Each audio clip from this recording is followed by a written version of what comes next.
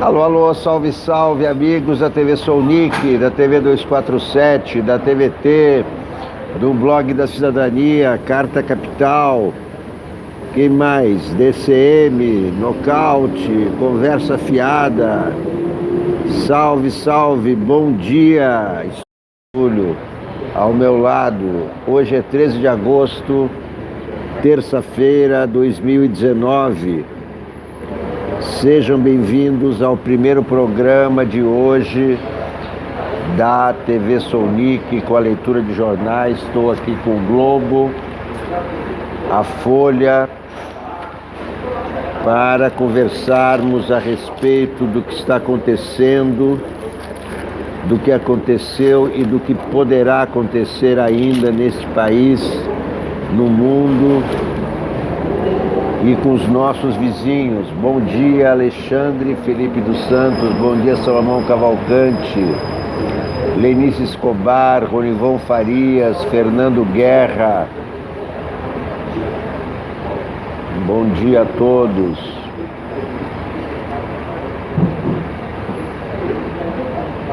Natália Brito, bom dia para você também.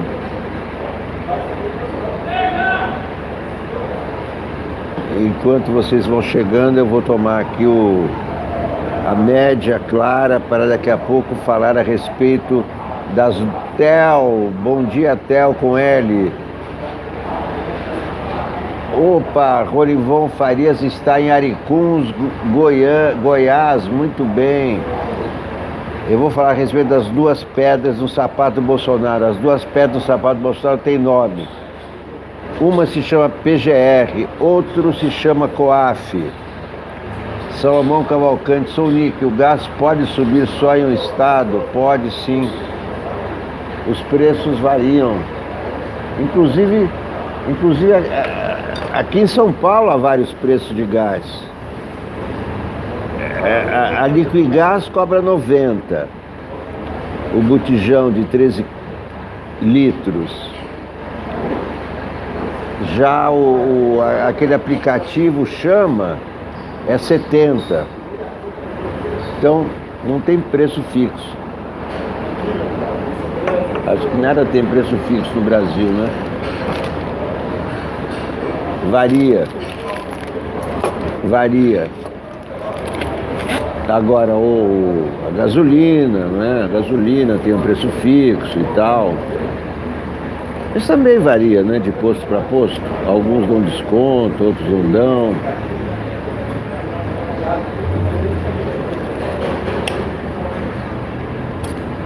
Mas as duas pedras do sapato do Bolsonaro, uma é o COAF, outra é a PGR. Porque é aí que a vida do Bolsonaro fica complicada. Tudo por causa do Queiroz.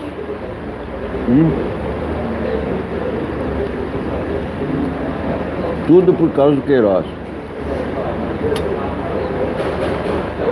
Jamais, em tempo algum, a questão do COAF ir para a Fazenda ou para a Justiça foi tolerado. Como também essa questão da PGR, quem vai substituir, quem vai ser o novo PGR. Maria Nisa, bom dia. Cláudia Isabel, bom dia.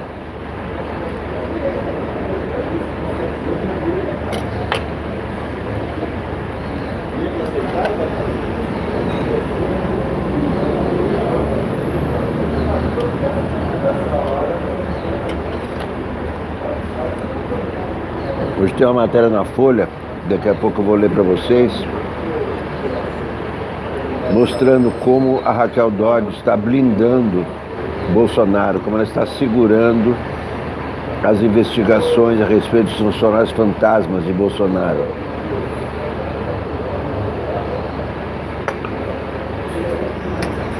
Ela e o Toffoli estão blindando Bolsonaro.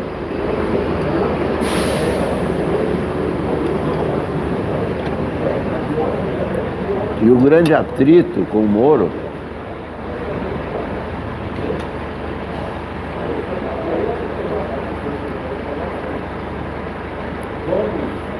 o grande atrito com o Moro, a explicação é o COAF.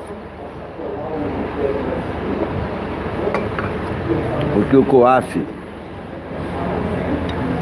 sob a administração de Moro, liberou documentos sobre as relações Flávio Queiroz.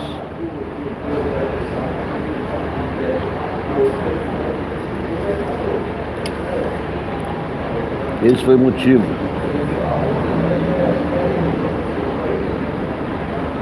do atrito Bolsonaro-Moro.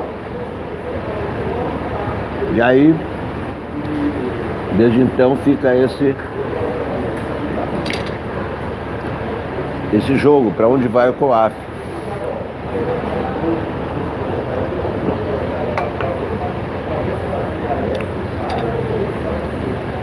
Vai para o Banco Central, que é onde está um amigo do filho do Bolsonaro.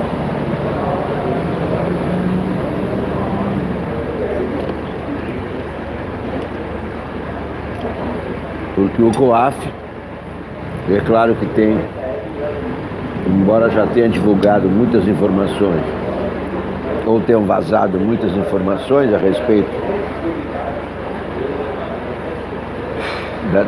das movimentações suspeitas de Flávio de Queiroz, deve ter muitas informações ainda inéditas. E essas informações podem provocar, no fim da linha, até mesmo a cassação do mandato do Bolsonaro, porque envolveriam, como envolvem as contas da primeira-dama, o cheque de R$25 mil depositado por Queiroz na conta da Michele. Então essas são as duas grandes preocupações do Bolsonaro.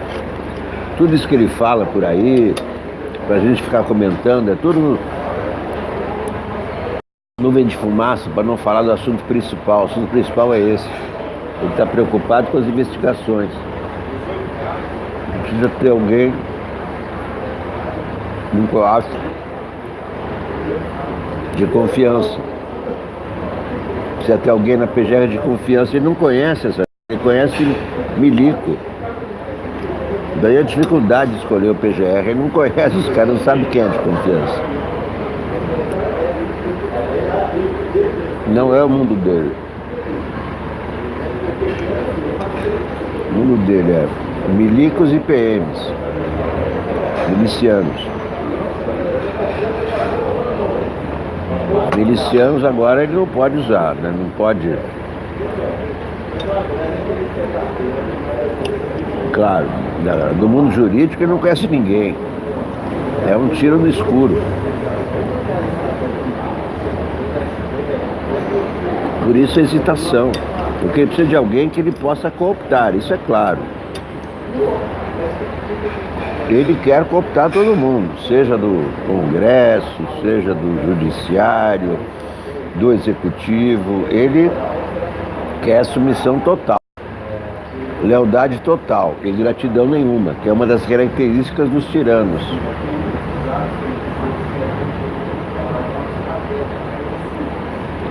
Joel Silva Júnior fala que a Dodge prorrogou por mais um ano. Sim.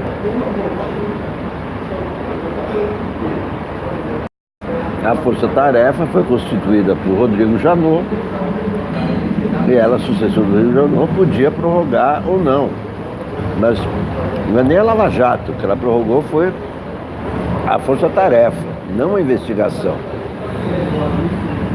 Ela não brecou, ou ela não podia brecar a Operação Lava Jato em si, que é da Polícia Federal. O que ela prorrogou foi, digamos assim, o mandato dessa força-tarefa, com o Deltan Dallagnol à frente. Esse que é o escândalo. E ela está fazendo de conta que essas mensagens que nós lemos diariamente não existem.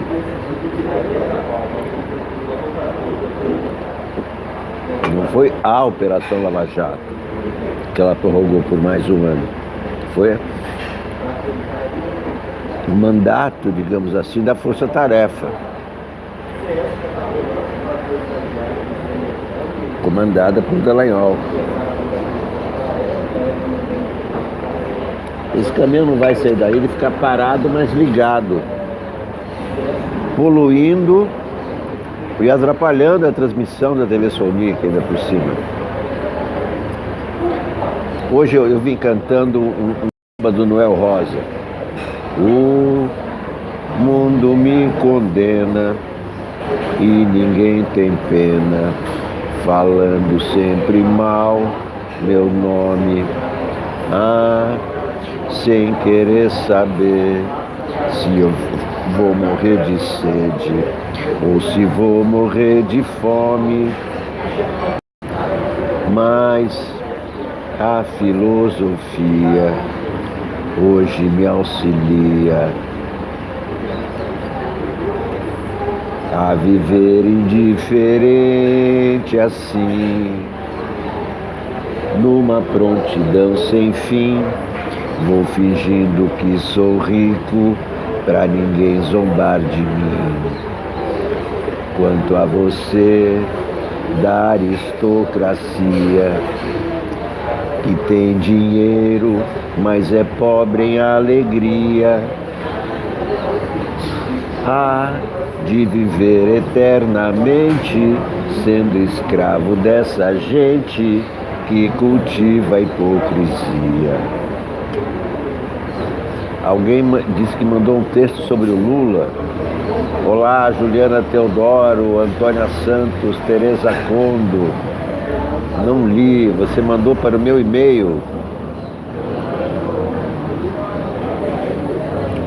Finalmente o caminhão foi embora, vamos trabalhar então. Falei para vocês a respeito da matéria na Folha, que mostra como a Raquel Dodge está blindando Bolsonaro. O mundo me condena e ninguém tem pena, falando sempre mal meu nome, falam sem querer saber se eu vou morrer de sede ou se vou morrer de fome. Mas a filosofia hoje me auxilia a viver indiferente assim, numa prontidão sem fim. Vou fingindo que sou rico pra ninguém zombar de mim. Quanto a você, da aristocracia, que tem dinheiro, mas é pobre em alegria, de viver eternamente, sendo escravo dessa gente que cultiva a hipocrisia. Professor Carlos Eduardo Araújo, salve, salve, não vi o teu artigo, meu querido Carlos. Dodge segurou apurações sobre Bolsonaro quando tentava continuar na PGR. Procuradora negou acesso a inquérito e, após perder força na disputa pelo cargo, desengavetou o caso. Matéria de Camila Matoso e Ranier Bragon na Folha de São Paulo. Procuradora-Geral Raquel Dodge segurou por mais de 120 dias as investigações sobre o presidente Jair Bolsonaro, ao mesmo tempo em que articulava a recondução ao cargo de chefe do Ministério Público Federal por mais 2 anos. Somente na última terça-feira, dia 6, ela desengavetou os papéis e os mandou de volta para a primeira instância. Desde o início da semana passada, seu nome perdeu força na disputa para ser indicado ao posto por mais 2 anos. Um dos casos em apuração é o de Val do Açaí. Moradora de Angra dos Reis, Valderice Conceição atuou como funcionária fantasma na época em que o hoje presidente era deputado federal, conforme revelou a Folha, por isso que ele não perdoa a Folha. É por isso que ele não perde a oportunidade de esculhambar a Folha como fez ontem, quando o repórter da Folha perguntou, pediu para ele comentar o fato da avó da primeira-dama ter sido flagrada num corredor de hospital em Brasília, abandonada. E ele, em vez de falar a respeito disso, disse que o repórter era um mané que só podia ser a Folha para estragar o Dia dos Pais. A verdade é que a Folha divulgou as primeiras denúncias a respeito das ilegalidades do clã Bolsonaro. Foi a Folha de São Paulo. O outro caso envolve Natália Queiroz, que estava ligada ao gabinete de Jair Bolsonaro na Câmara, ao mesmo tempo, gabinete de Jair Bolsonaro na Câmara, Natália Queiroz, ao mesmo tempo em que atuava como personal trainer, situação também revelada pela Folha. Ela é filha de Fabrício Queiroz, ex-assessor de Flávio Bolsonaro, que se tornou estopim de investigações contra o filho do presidente. Vestiu uma camisa furada e um chinelão. Tirou foto no Alvorada muito doidão. Mandou preparar a marmita com feijão e arroz e sorria quando o Flávio dizia: só falta o Queiroz, só falta o Queiroz. A assessoria de imprensa da PGR diz que a análise dos papéis respeitou a fila, sem dar privilégio por se tratar de uma autoridade, e que Raquel Dodge só soube dos procedimentos 2 dias antes de mandá-los de volta para a primeira instância. O inquérito sobre a situação de Val do Açaí foi aberto na primeira instância pela Procuradoria Regional do Distrito Federal em setembro do ano passado, enviado para a PGR no início de abril deste ano, porque a PGR é que pode abrir processos contra o presidente da República, como aconteceu durante o governo Michel Temer, em que Rodrigo Janot abriu inquérito que poderia ter dado impeachment de Michel Temer depois das gravações secretas do Joesley Batista com ele.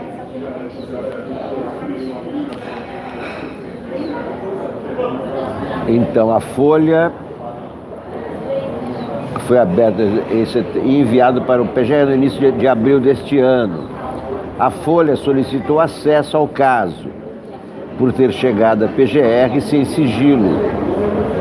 Em 2 pedidos diferentes, a Procuradoria descumpriu o prazo previsto na Lei de Acesso à Informação de 20 dias para responder, prorrogável por mais 10.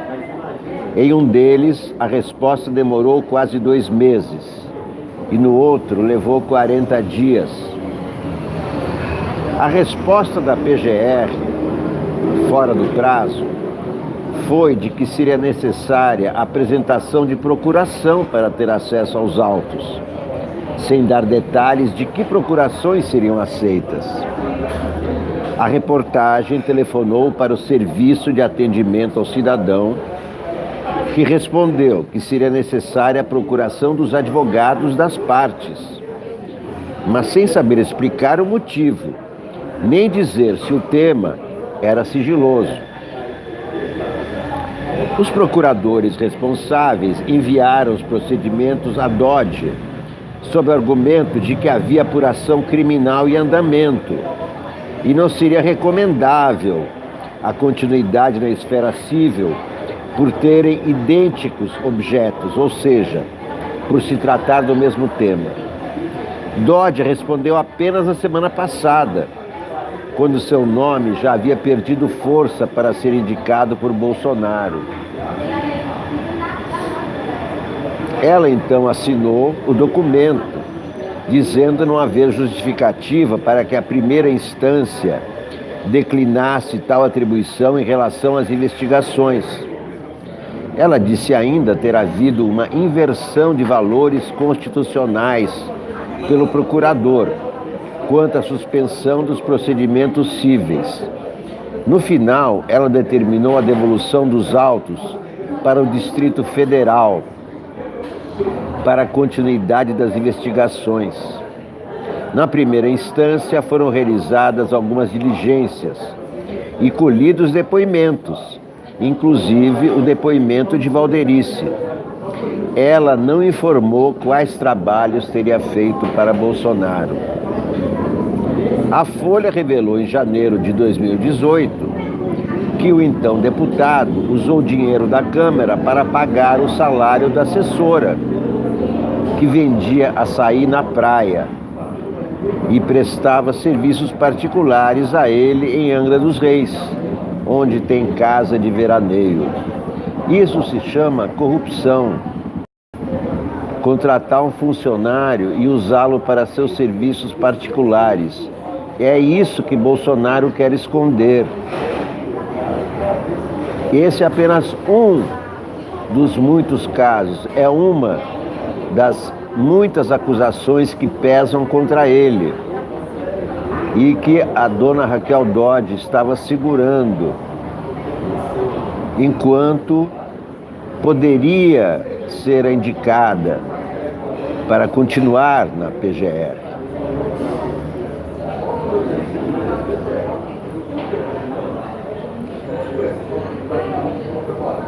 A reportagem voltou ao local em 13 de agosto e comprou com a secretária parlamentar de Bolsonaro um açaí e um cupuaçu em horário de expediente da Câmara. Após esta segunda visita da Folha, ela foi exonerada. Desde a primeira reportagem, em 11 de janeiro do ano passado, Bolsonaro deu diferentes e conflitantes versões sobre a assessora, para tentar negar a atuação dela como fantasma, todas elas não condizentes com a realidade. A outra apuração que ficou nas mãos de Raquel Dodge durante esse tempo sem andamento foi o de mais uma funcionária do gabinete dele na Câmara, Natália Queiroz. Como mostrou a Folha, ela atuava como personal trainer no mesmo período em que trabalhava para Bolsonaro, de dezembro de 2016 a outubro de 2018.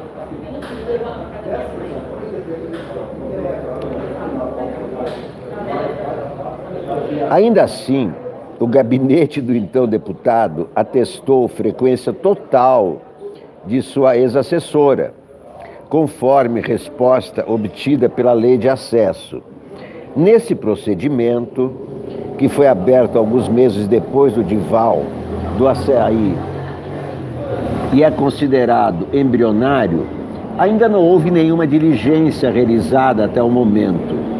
Agora, os dois casos poderão seguir em investigação na esfera civil, que apura o cometimento de improbidade administrativa. A PGR afirmou que o material foi enviado na terça-feira passada de volta para a primeira instância e que, seguindo o rito normal de funcionamento do setor, os procedimentos foram inicialmente classificados considerando o grau de urgência e prioridade, blá, blá, blá, blá, blá, blá. Tarará, tarará.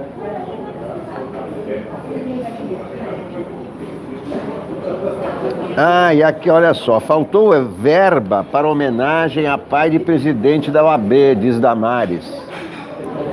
A ministra Damares Alves disse ontem que o cancelamento de cerimônia de homenagem póstuma a Fernando Santa Cruz, pai do presidente da OAB, Felipe Santa Cruz, foi motivada por falta de verba. Tem que entregar logo essa certidão de óbito para a família.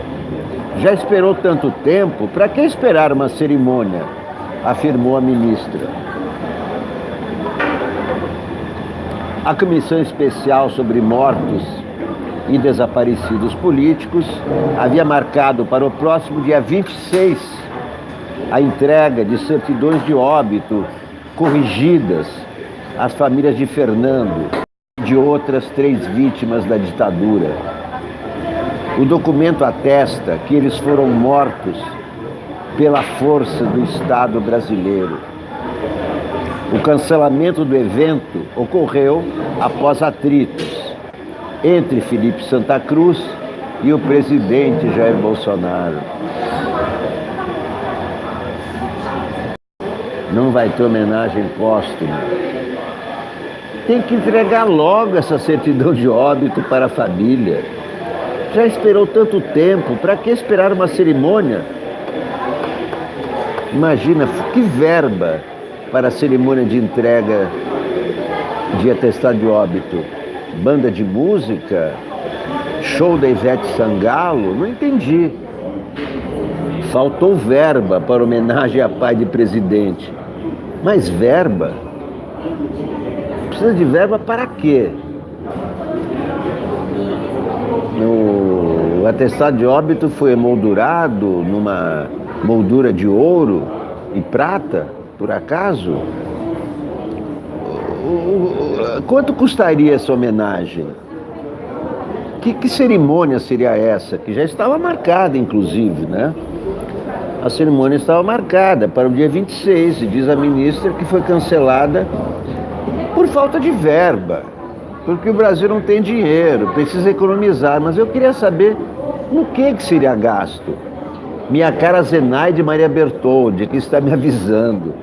Minha cara Zenaide, eu sei muito bem distinguir a Câmara dos Deputados da Câmara de TV. Se por um acaso você escutou diferentemente, isto se deve ou à pronúncia ou algum problema no áudio. No entanto, agradeço muito a sua correção. É Câmara dos Deputados, é Câmara dos Vereadores, mas é Câmara de filme, é Câmara de TV, não é? Fátima Trindade, então todos aqui estão sabendo diferenciar a Câmara de Câmera. Muito bem, meus caros, já estamos sabendo então quais são as pedras no sapato do Bolsonaro. PGR e COAF, que é onde estão as investigações sobre Queiroz. Vestiu uma camisa furada e um chinelão. Tirou foto no Alvorada muito doidão. Mandou preparar a marmita com feijão e arroz. E sorria quando Flávio dizia: só falta o Queiroz, só falta o Queiroz. O Queiroz está sumido, né? Gozado. Como é que uma pessoa some? Está vivo, mas está sumido. Isso, as câmeras de gás também, exatamente, Marco Poleto. Como é que uma pessoa some? Uma pessoa viva some, desaparece, está no Brasil, mas está sumida. Alguém sabe onde está Queiroz? Alguém tem endereço? Alguém tem o telefone? Os advogados sabem? Alguém pode entrevistar Queiroz? Queiroz dá entrevista, Queiroz está doente, Queiroz se curou do câncer. Tantas perguntas para fazer o Queiroz. E o Queiroz está sumido. Queiroz desapareceu, Cleide Aparecida. Vamos ver então o que diz o Globo. Merval Pereira, não há coerência na luta ideológica. Miriam Leitão, caso Argentina é diferente de tudo. José Casado, presidente contra poder.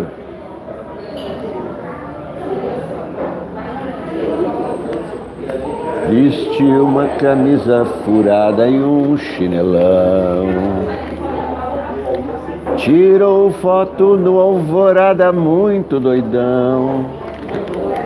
Mandou preparar a marmita com feijão e arroz. Isso é quando o Flávio dizia: só falta o Queiroz, só falta o Queiroz. Merval Pereira, contradições.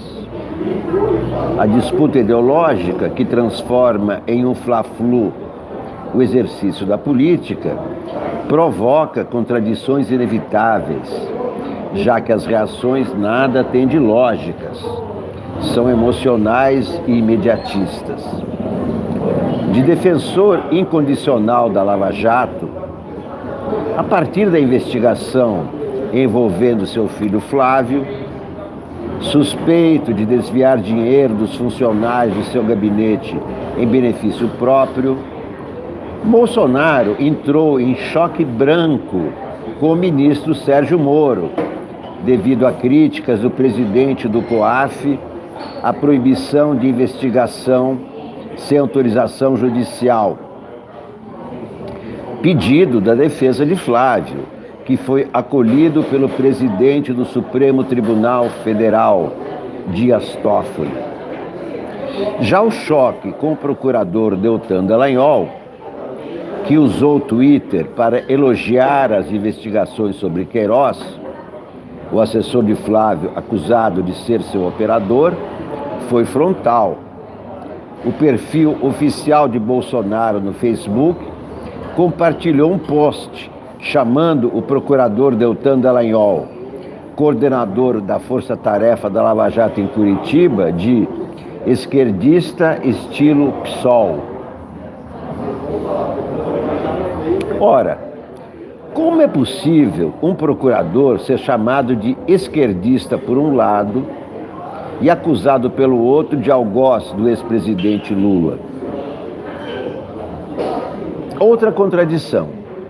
Inimigo das ONGs internacionais que atuam na Amazônia, que acusa de estarem a serviço dos interesses de outros países, o presidente Bolsonaro tem planos de abrir a mineração em reservas indígenas a empresas dos Estados Unidos. Disse que essa será uma das principais missões de seu filho Eduardo, se assumir a embaixada em Washington, o que parece favas contadas. Trata-se então de uma preferência pessoal? Empresas norte-americanas podem explorar as terras indígenas e as europeias não?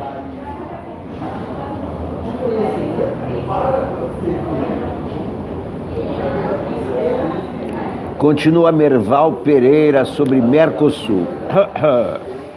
Bolsonaro assume posição tão radicalmente favorável ao presidente argentino Maurício Macri e contrária a Cristina Kirchner, que vai provocar um prejuízo grande para o Brasil, entrando numa disputa com o nosso mais importante vizinho politicamente e parceiro comercial fundamental. A tendência é a eleição da chapa de Kirchner, e a imagem de Bolsonaro não ajuda nem melhora a posição de Macri, que não é um radical de direita como o presidente brasileiro.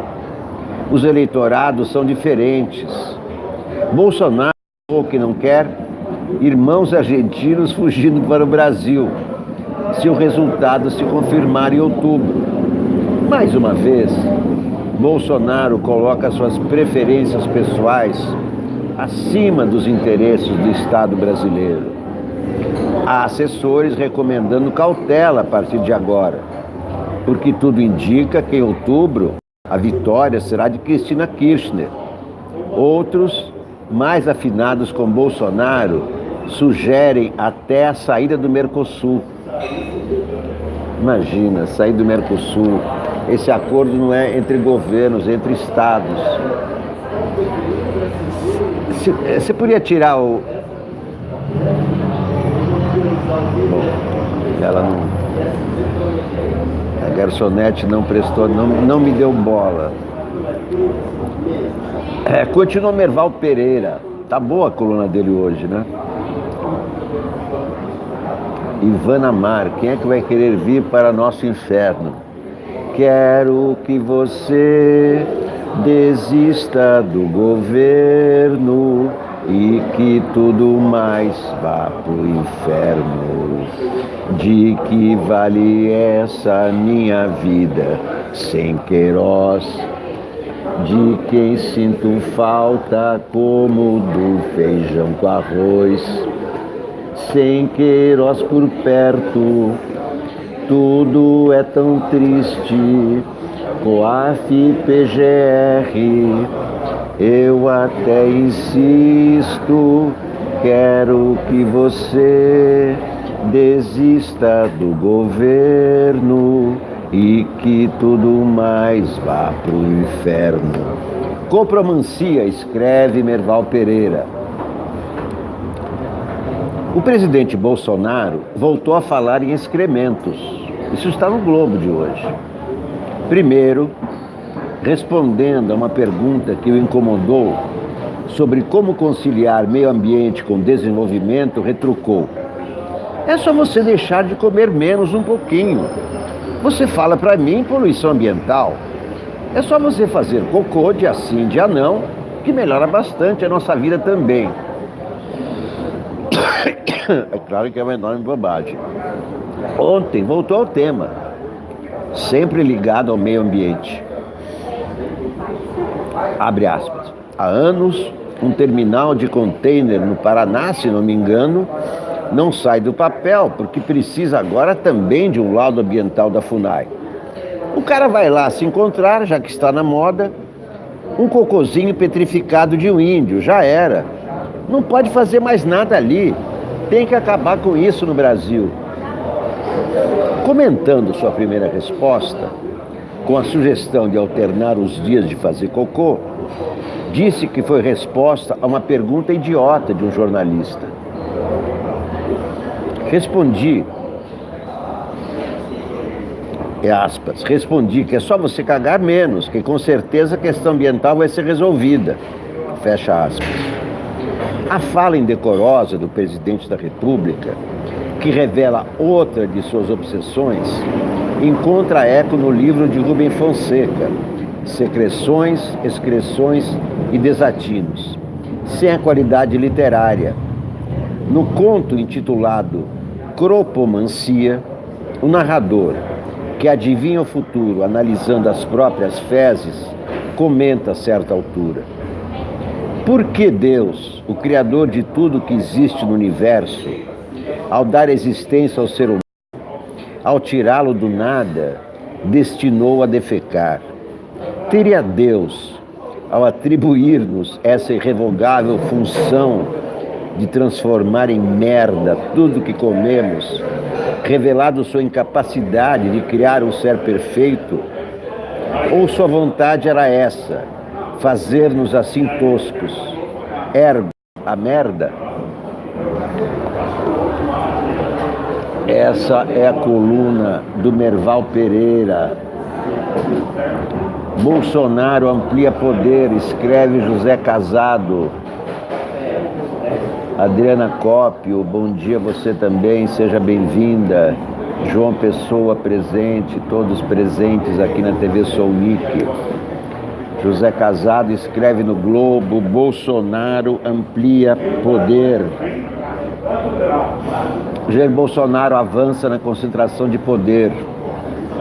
Em julho fez uma escolha pessoal, decidida em família, para o comando da agência de espionagem.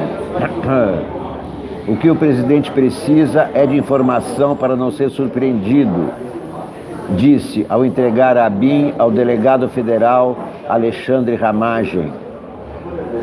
Herdeira do SNI, a ABIN mantém 26 unidades nos estados. Agora opera sob controle direto do presidente. Em seguida, ele aproveitou a confusão política com o Superministério da Justiça para retirar-lhe o COAF, banco de dados financeiros em cuja malha caíra um de seus filhos, o senador Flávio Bolsonaro. Sempre Flávio Bolsonaro. Semana passada, avisou a Receita Federal que pretende limpar o órgão de petistas infiltrados. O governo não refutou o relato do repórter Rafael de Cunto sobre queixas do presidente quanto a uma suposta perseguição fiscal à sua família. Nesta semana, define quem vai comandar a Procuradoria-Geral da República. Ontem, alinhou os compromissos que impôs, abre aspas, que o escolhido entenda a situação do homem do campo e não fique com essa ojeriza ambiental, que não atrapalhe as obras, dificultando licenças, que preserve a família brasileira, ou seja, a família dele, e que entenda que as leis têm que ser feitas para a maioria e não para as minorias. Meu Deus do céu, as leis são feitas para proteger as minorias, claro. Meu Deus do céu, é uma violação à Constituição atrás da outra. E ele está lá na presidência da República. Fala com o presidente do Brasil essas barbaridades, essas afrontas.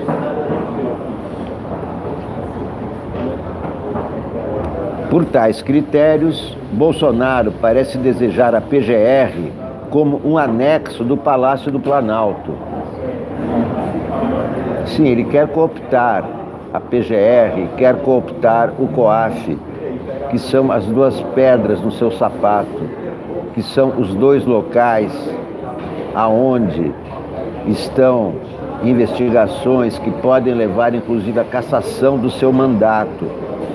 Essa pessoa nem deveria ter sido candidata a presidente da República, não tinha condições de ser candidato. De racismo que o desqualificavam, de racismo e de homofobia que o desqualificavam para ser candidato, de racismo, homofobia e apologia à tortura. Por esses três motivos, ele nem deveria ter sido candidato a presidente. E está sendo blindado pela PGR e pelo presidente do STF, Dias Toffoli. Não digo o STF todo, não vou generalizar. Ele está sendo blindado por Dias Toffoli, hoje presidente do STF, não pelo STF como um todo. Me recuso a generalizar.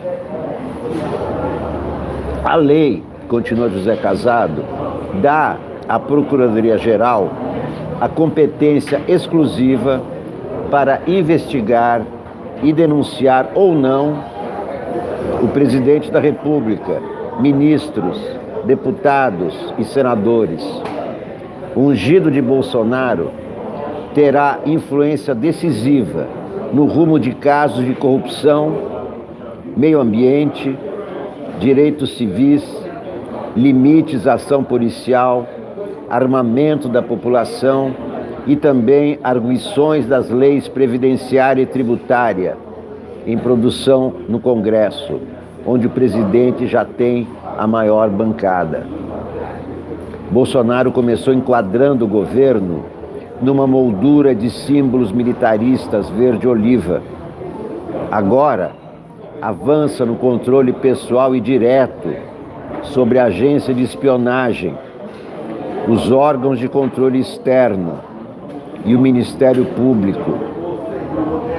É um excedente de poder, observam políticos, nas mãos de um presidente em campanha pela reeleição. Eu diria mais, abuso de poder. É um presidente que abusa do poder diariamente. E o Brasil está deixando que ele abuse do poder. Os demais poderes, os chefes dos demais poderes, permitem que o chefe do poder executivo abuse do poder, valendo-se da condição de independência dos poderes.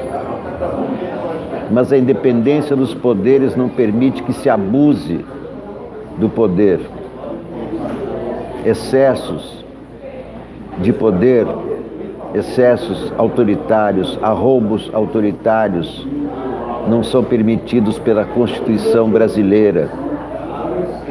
A Constituição brasileira está sendo agredida pelo presidente. E ele continua livre, leve e solto. em sua marcha para destruir as instituições. E ele destrói as instituições manipulando-as, cooptando-as. Essa é a grande corrupção do poder que está em curso pelo presidente Jair Bolsonaro. As duas grandes pedras no sapato dele se chamam PGR e COAF. Eu nunca vi tanta discussão a respeito de PGR e COAF como dessa vez, porque o PGR é que investiga o presidente. A Raquel Dodge, atual chefe do PGR, segurou o quanto pôde as investigações a respeito de funcionários fantasmas do gabinete de Jair Bolsonaro como deputado. Enquanto presidente, ele não pode ser condenado por atos anteriores ao seu mandato, mas pode ser investigado, pode e deve ser investigado. No entanto, a PGR atual segurou essa investigação. Dias Toffoli blindou o presidente, mandando parar a investigação sobre Flávio Bolsonaro, que envolveria na ocorrência a mulher do presidente da República, a primeira-dama, e poderia provocar até mesmo a cassação do seu mandato. É isso que está acontecendo na República Brasileira. O presidente eleito a pretexto de combater a corrupção está sendo denunciado por vários procedimentos corruptos e está sendo blindado pela PGR, está sendo blindado pelo presidente do STF e procura cooptar os órgãos de controle e fiscalização para proteger a sua família e o seu mandato. Meus queridos amigos, muito obrigado por assistirem ao primeiro programa de hoje da TV Sounic. Muito obrigado por prestigiarem o jornalismo. Eu acho que através do jornalismo é que nós podemos chegar à verdade dos fatos. Porque o primeiro princípio do jornalismo, quando você entra num jornal, você aprende dos mais velhos que a notícia só é notícia quando responde a 5 perguntas fundamentais: quem, o que, como, onde e por quê. Então, para você escrever uma notícia, você precisa responder essas perguntas. Se você não tem resposta para essas perguntas, ainda não é uma notícia, é um boato. Ou é um boato ou é uma notícia incompleta. E você só publica a notícia completa. A notícia incompleta pode ser comentada nos botecos, comentada no trabalho, comentada em casa, evidentemente. Agora, para ser publicada ou para ser falada, ela precisa responder essas questões. Estão me dizendo das manifestações de hoje, dia 13 de agosto, em Fortaleza. Marli Fontenelle diz que estamos nas ruas de Fortaleza, e etc. Hoje é o dia do protesto. Eu acho o seguinte quanto aos protestos. Evidentemente que os protestos são legítimos e tem que acontecer porque a insatisfação é muito grande. Agora, protesto em dia de semana não favorece muito, porque as pessoas estão trabalhando, né? Mesmo sendo no fim de tarde, sair do trabalho para protestar, a pessoa quer chegar em casa, a pessoa às vezes toma 2, 3 ônibus, ou seja, eu acho que o dia ideal para protestar é um domingo, é um sábado, quando as pessoas estão livres para protestar, né? Acho que isso tem que ser levado em conta. Não sei porque eu escolhi o dia de hoje, talvez pelo número 13 e tal, etc. Mas é uma terça-feira, vocês vão de convir que não o dia útil não é o dia mais ideal para um protesto, né? E também ninguém sabia direito qual é o formato, não é uma greve. Então é o quê? Um protesto dos estudantes, é um protesto dos trabalhadores. Os trabalhadores estão trabalhando, como é que vão protestar?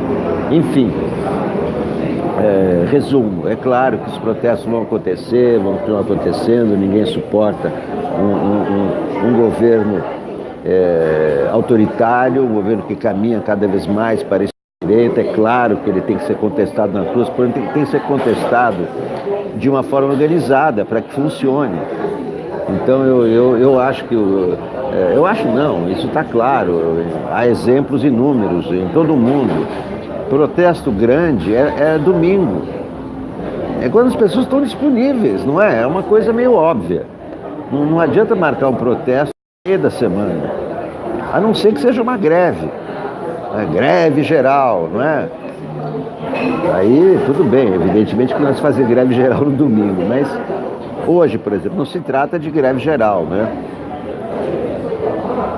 Trata-se de protesto. O protesto, eu acho que o protesto para valer, né? Protesto de peso, é um protesto num domingo, não é? É quando as pessoas estão livres para protestar e também as ruas estão mais livres, não se atrapalha o trânsito. O que acontece num dia útil? Se faz o protesto no fim da tarde, aí ocupam-se as ruas, muito bonito. Agora, as pessoas querem ir para casa, inclusive os ônibus, ficam lá presos, né, por causa do protesto. Então, atrapalha o trânsito, não vem tanta gente assim porque as pessoas estão trabalhando e ficam um protesto meia bomba. Não quero desqualificar os protestos têm que acontecer, mas eu acho que os protestos têm que ter uma certa organização, né? Você vê na Argentina, por exemplo, quando há uma greve geral, para tudo mesmo. Você não vê ninguém na rua. E greve é isso. E aqui, o que acontece? Marca-se uma greve com manifestação. Ora, se tem greve, não tem ônibus. Se não tem ônibus, como é que vai ter manifestação? Então, tem que marcar uma coisa ou outra. Quando é greve geral, a foto para se aferir a adesão à greve são as ruas vazias. Essa é a foto da greve geral. Agora, quando há manifestação, não pode haver greve geral, porque as pessoas têm que ir para o lugar da manifestação. Como é que elas vão chegar lá se os ônibus estão parados? Então, eu vejo muito essas contradições quando se marcam protestos no Brasil, né? Não adianta só dizer vamos às ruas e tal, ocupar as ruas, sem ter uma organização, sem ter um debate, sabe? Será que é melhor um dia útil? Será que é melhor um domingo? Será que a gente pode marcar greve e ao mesmo tempo a manifestação, né? Agora, Júlio César, o protesto tem que incomodar os governantes, não as pessoas. Se você faz um protesto e incomoda os cidadãos aos quais você quer conquistar, então você vai deixar, sabe? Não é verdade, Júlio César? A quem o protesto quer encomendar? Ao Bolsonaro. Não a quem está no ônibus querendo ir para casa. É ou não é? Então, eu penso isso. Tem que ter protesto. Agora, o fato de haver protesto não exclui a questão das eleições do ano que vem. Ano que vem, eleições para prefeito em todas as cidades, evidentemente, mas a oposição teria que se preocupar com as principais capitais para derrotar o bolsonarismo nas principais capitais. E aqui em São Paulo, por exemplo, não há nenhum candidato. O PT não sabe quem é o seu candidato e não há um nome forte da oposição. Esse que é o problema. Não tem um nome forte da oposição para disputar a prefeitura de São Paulo. Então, essas questões e tal, olha, quanto a barulho, a pitaço, isso também incomoda as pessoas, não incomoda o governante, né? Os estudantes estão protestando contra as verbas, então eu estou protestando contra o governo federal, contra o ministro, contra o presidente. Incomodar os demais cidadãos, acho que não favorece. Não favorece o protesto, tá certo? O protesto tem que incomodar os caras que estão em Brasília. Não adianta ficar pitando aqui, batendo panela aqui. Não é, Fátima Trindade, não, Ferreira? Vocês podem discordar da minha opinião, mas eu acho que é isso. Eu acho que não pode sair na porra louquice, vamos pra rua a qualquer momento, vamos ocupar as ruas. Tudo tem que ser feito de forma organizada, né? E de forma calculada. E também sem esquecer o mais importante são as eleições do ano que vem, porque as eleições do ano que vem, a pitaço em frente à Câmara, Não sei que apitar se freja a Câmara. Acho que tem que protestar contra o governo federal. Não é contra a Câmara. É contra o governo federal. E na Câmara, você vai protestar contra a Câmara, tem até a oposição na Câmara também. Então não faz sentido. Se quiser fazer um apitaço, faz um apitaço na casa do Bolsonaro. Sabe? É isso que eu acho. Tem que incomodar o cara que está incomodando a gente. Né? Um Bolsonaro incomoda muita gente. 2 Bolsonaros incomodam muito mais. 2 Bolsonaros incomodam muita gente. 3 Bolsonaros incomodam muito mais. Meus queridos amigos, eu peço que não escrevam palavrões aqui, porque lugar de palavrão é lá no Palácio do Planalto, nas redes sociais do Bolsonaro. Aqui eu não quero saber de palavrão, tá certo? Não quero saber de injúrias, calúnias, difamações, porque esse não é o lugar. Esse é o lugar de jornalismo, é o lugar de debate jornalístico. Muito obrigado a todos, meus amigos, e até a próxima transmissão da TV Sounic, ainda hoje à tarde. Até mais. Tchau.